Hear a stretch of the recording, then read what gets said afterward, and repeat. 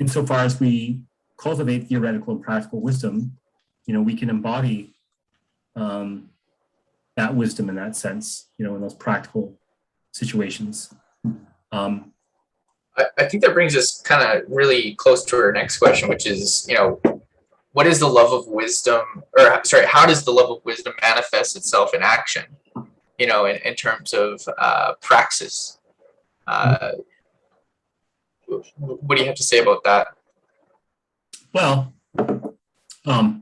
quite a bit actually, but for the purposes of, keeping this within a reasonable time limit, I'll try to distill it down to the essential points. So I think that we, praxis, of course, is the Greek term for action. And so, the question is that how does the love of wisdom manifest itself in action in practice? And what I think is that when we embody wisdom, we act intentionally. We act with a goal in mind, for example. We don't, necessarily act merely to gratify our short-term impulses, but we act in congruence with a long-term goal. So the textbook example that I thought of was that of the licentious partier, who, although he parties every Friday night, and he's a party animal for all intents and purposes, he goes to the Sticky Wicket and he downs 10 pints. For those who don't know, the Sticky Wicket is a popular pub in Victoria where there's typically police outside arresting somebody for something. Yes, you described it pretty aptly there. And then this guy goes to Lucky, which is a bar and club in Victoria, and he goes there afterwards, and he dances the night away until last call, and then he goes to 7-Eleven after and eats hot dogs and gets chili stains all over his shirt and wakes up and wonders what the hell happened.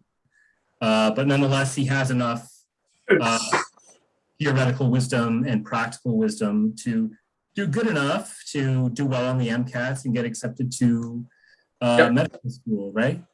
So he gets into medical school, and to succeed in med school, you have to have a necessary discipline. You have to be able to regulate those impulses to go out partying on a Friday night if you're to succeed, and and to make the grade to get through medical school. And so, I think this is a good example of, things are looking a bit static there, buddy.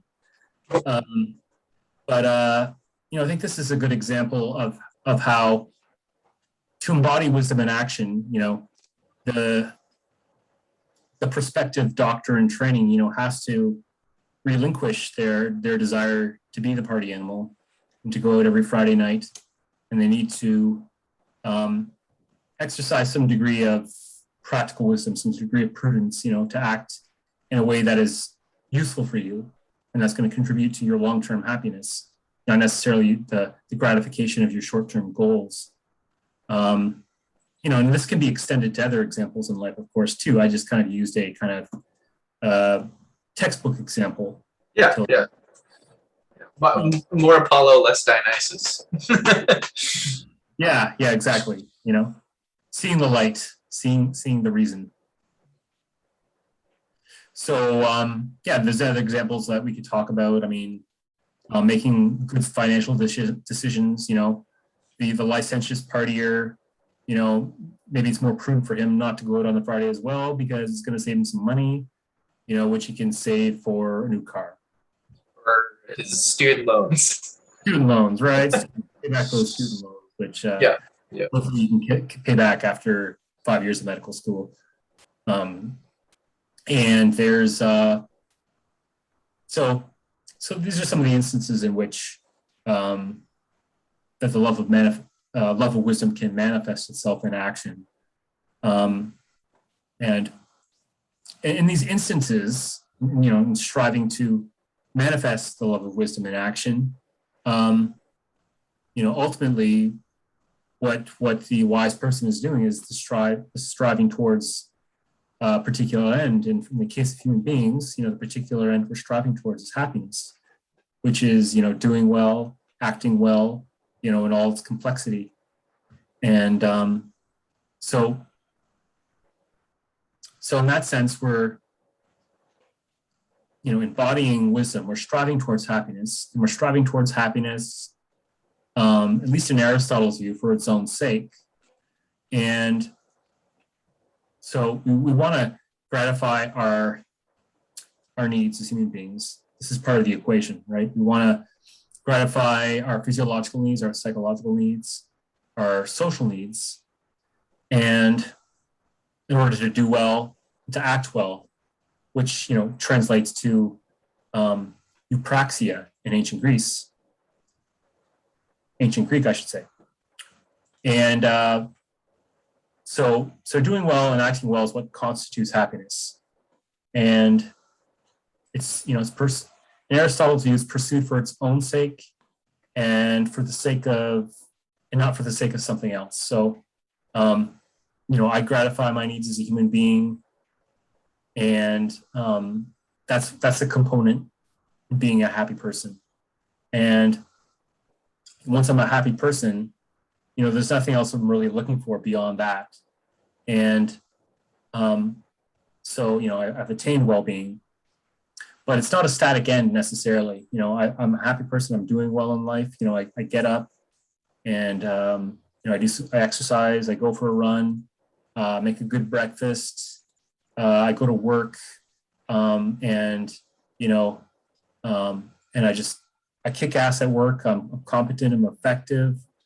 I feel totally actualized as a human being, and so that's not necessarily a fixed endpoint, a static process, but it's almost as if it's a dynamic process, which involves kind of a continual sustenance and maintenance for me to be happy. I need to sustain and maintain that through what I'm doing.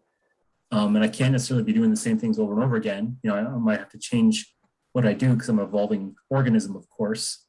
But I'm embodying action for the purposes of being a happy person. And I think that's really, in some sense, what embodying wisdom involves and what it's contributing towards. So you want to maybe add your own little flourish to that as well? Yeah, I think, as we grow up,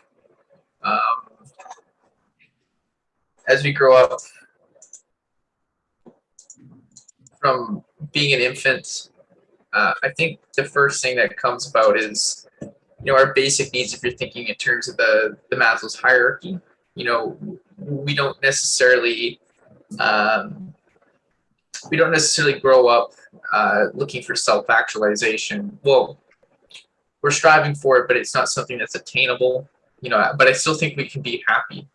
I for some reason I have this inclination, and maybe it's from my time spent reading Nietzsche, that happiness is in some sense sort of the foundation for developing things like virtue. So if you have a child that has the basic needs met, is clothed, is in a good environment, that's safe and secure, with the family, parents, you're going to have a happy child, and you're going to be able to teach them how to act and behave in a virtuous manner. And if you have a virtuous person, then they're going to be able to develop reason and to be able to think with clarity.